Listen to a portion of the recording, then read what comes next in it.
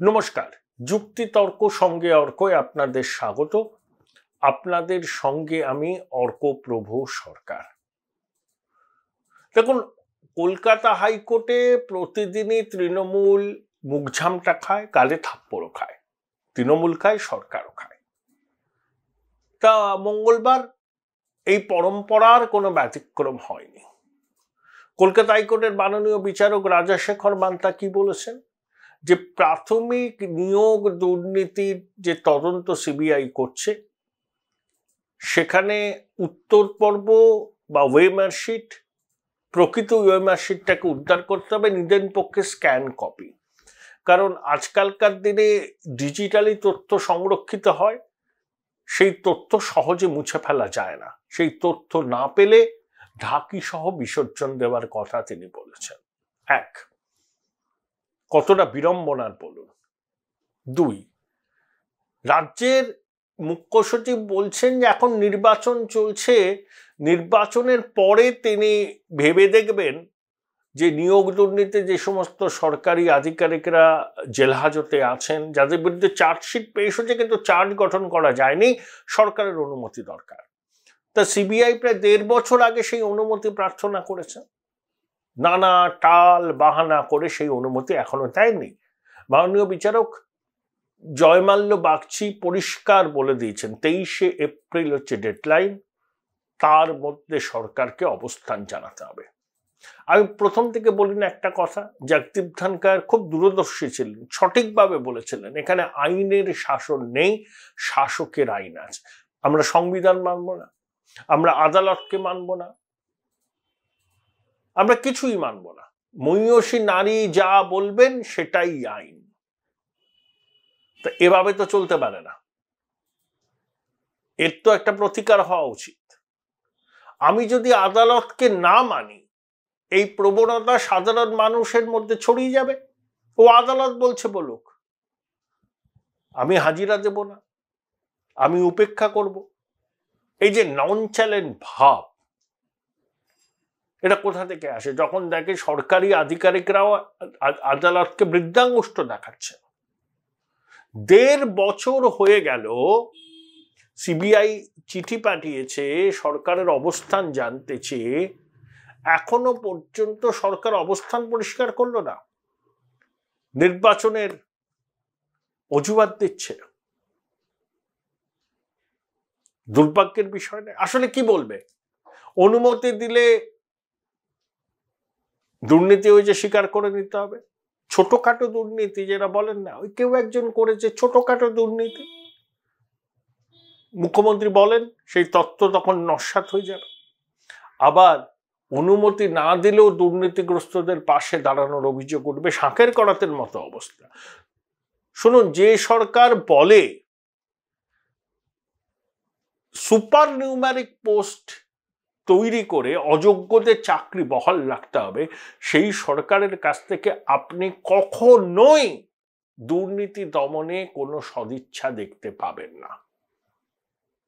দুর্নীতি আর তৃণমূল সরকার সমার্থক হয়ে দাঁড়িয়েছে। জিটিএতেও দুর্নীতি নিয়োগে, বিনয় তামাং পার্থ, তৃণমূলের এক মাতব্বর যুব নেতা, চ্যাটাং চ্যাটাং কথা বলেন, সম্ভবত উত্তর 24 পরগনার দিকে থাকেন, ছোটবাবুর খুব ঘনিষ্ঠ পদাধিকারী, তার নামও জড়িয়েছে। মানে যেখানে নিয়োগ করার সুযোগ আছে সেখানে এরা ডাকাতি করেছে। আমি তৃণমূলের বন্ধু সমর্থক কর্মীদের বলবো, আপনাদের বাড়িতেও তো ছেলেমেয়েরা আছে, লেখাপড়া শিখছে, চাকরি করার স্বপ্ন দেখে। আপনাদের ছেলে মেয়েদের চাকরিগুলো এরা চুরি করেছে, ভেবে দেখবেন, ভেবে দেখবেন। একটা জায়গাকে বাদ রাখেনি এরা, যেখান থেকে হাফ নেতা, ছোট নেতা, মাঝারি নেতা, বড় নেতা, প্রভাবশালী সবাই কামিয়েছে। তৃণমূলের মুখে কোনোদিন ইলেকটোরাল বন্ড নিয়ে কথা বলতে শুনবেন? ডিএল লটারি, তারপরে ওই সঞ্জীব গোয়েকার কোম্পানি থেকে তো ভালোই টাকা পেয়েছে। সেই জন্য কলকাতা ইলেকট্রিক সাপ্লাই কর্পোরেশন মনোবলে ব্যবসা চালাচ্ছে, যা ইচ্ছা তাই মিটার রিডিং। যদিও এটা জ্যোতিবাবুর সময় থেকেই মনোবলিটা শুরু হয়েছিল। শিল্পপতি হর্ষবর্ধন নিয়োটিয়াকে এই নিয়োগ দুর্নীতিতেই নাকি তলব করেছিল ইডি। মঙ্গলবার গেছিলেন, 5-6 ঘন্টা ছিলেন।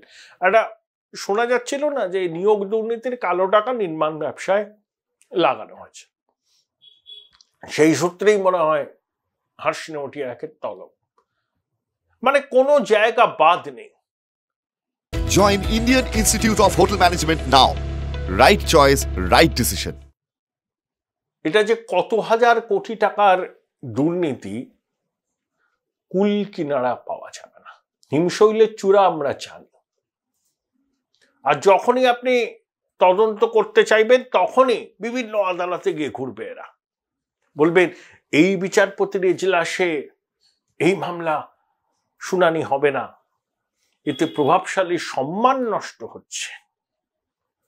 আর প্রভাবশালী কোটি কোটি টাকা খরচ করে বড় বড় আইনজীবীদের ময়দানে নামিয়ে রক্ষা কবচ নিয়ে আসছে। আর প্যান্টের পকেটে হাত দিয়ে বলছে 2 পয়সা দুর্নীতি প্রমাণ করতে পারলে তিনি কি সব করে নেবেন। সাথে প্রশান্ত কিশোর বলেছে টবে লাগানো কাজ, খালি ফরফর। দেখুন, এরা কেজরিওয়ালের সমর্থনে রাস্তায় নেমেছিল, ইন্ডিজোট নেমেছিল। যে শীলা দীক্ষিতকে কেজরিওয়াল যা নয় তাই বলে আক্রমণ করেছিলেন 10-11 বছর আগে, তার ছেলে সন্দীপ দীক্ষিতকে যেদিনকে কেজরিওয়াল অ্যারেস্ট হলেন, দেখলাম কেজরিওয়ালের বাড়ির থেকে বেরোচ্ছেন। সোনিয়া গান্ধীর বিরুদ্ধে কি না বলেছে অরবিন্দ কেজরিওয়াল, সেই সোনিয়া গান্ধীকে দেখলাম সুনিতা কেজরিওয়ালের সঙ্গে অন্তরঙ্গ আলাপচারিতা। কেজরিওয়াল নিজের গ্রেপ্তারিকে চ্যালেঞ্জ করে আদালতে মামলা করেছিল। প্রথমে গিয়েছিল সুপ্রিম কোর্টে, সুপ্রিম কোর্ট প্রত্যাহার করে নিয়ে দিল্লি হাইকোর্টে করে। দিল্লি হাইকোর্টের বিচারপতি কি বলেছেন, যে কেজরিওয়ালের ইডির হাতে গ্রেপ্তারি বেআইনি নয়, সম্পূর্ণ আইনি। যে তথ্য প্রমাণ ইডি বিচারপতির কাছে পেশ করেছেন, বিচারপতি খতিয়ে দেখে তার মনে হয়েছে পর্যাপ্ত তথ্য প্রমাণ আছে কেজরিওয়ালকে গ্রেপ্তার করার জন্য। মুখ পুরল, সুপ্রিম কোর্টের দ্বারস্থ হয়েছেন, শুনানি হবে। কেজরিওয়াল বলেছেন উনি ভিডিও কনফারেন্স থেকে ওনার বাড়ি থেকে ইডির জিজ্ঞাসাবাদের মুখোমুখি হবেন। আপনি এই সুবিধা পাবো? ধরুন আপনাকে তদন্তকারী অফিসার ডাকলো, আপনাকে তো যেতে হবে সেখানে।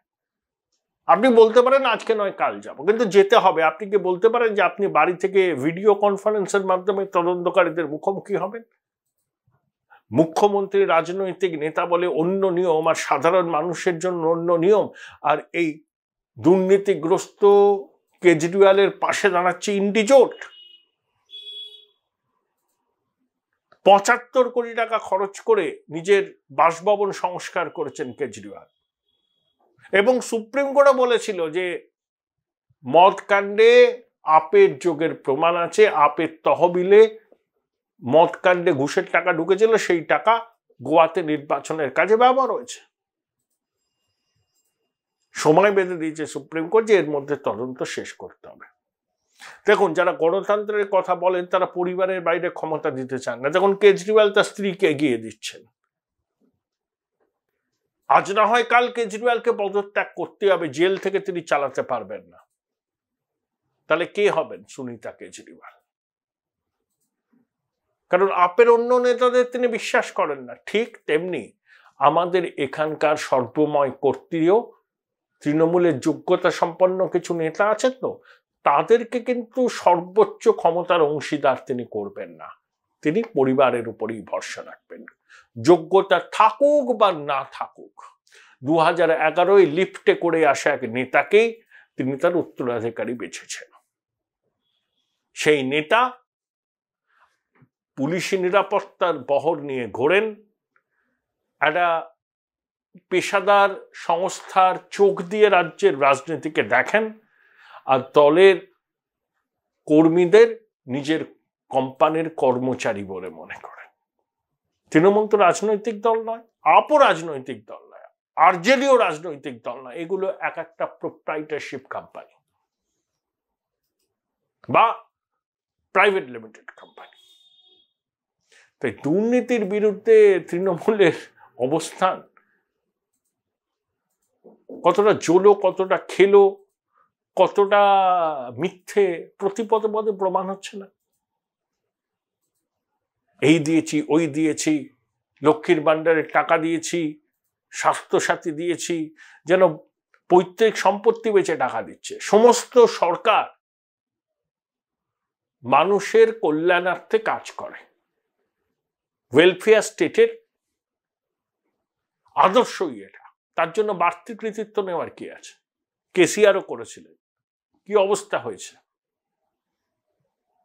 আমি সামাজিক পরিষেবা দিচ্ছি, করের টাকায় দিচ্ছি, ভাব করছি যেন পৈতৃক সম্পত্তি থেকে দিচ্ছি, তার মানে কি এই দুর্নীতি করার ছাড়পত্র পাওয়া?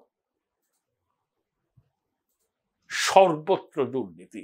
দেখবেন দুর্নীতির বিরুদ্ধে এখন আর বেশি কিছু বলছে না, কি বলবে? মানুষ তো বোঝে। দুর্নীতি বিরোধী কথা যদি এই রাজ্যের শাসক দলের নেতারা মুখে বলেন, সেটা কণামাত্র বিশ্বাসযোগ্য করতে থাকে সেই কর। ঠিক এখানেও তাই হয়েছে। তাই একদম ভান্ডাফোড় হয়ে গেছে। তাই এখন নির্বাচন কমিশনকে আক্রমণ, কেন্দ্রীয় এজেন্সির নির্দেশকদের পদ থেকে সরানোর দাবি, এইসব হচ্ছে। মানুষের চোখে ধুলো দেওয়া, একটুখানি অ্যাটেনশন ডাইভার্ট হলো। যেদিনকে মোদিজি বা অমিত শাহ আসবেন, সেদিনকে তাদের বক্তব্য শোনাবে, বা টেলিভিশন স্ক্রিনের একটা অংশে এইসব বগাড়ম্বর শুনতে পাবো আমরা।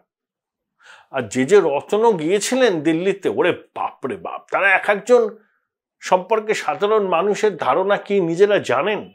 বা আইপ্যাক বলেছে ছোটবাবুকে, যাদের যাদেরকে পাঠিয়েছিলেন, দু একজন বাদ দিয়ে তাদের সম্পর্কে সাধারণ মানুষের ধারণা কি? এরা করবে দুর্নীতির বিরুদ্ধে লড়াই। ভান্ডাফোড় হয়ে গেছে।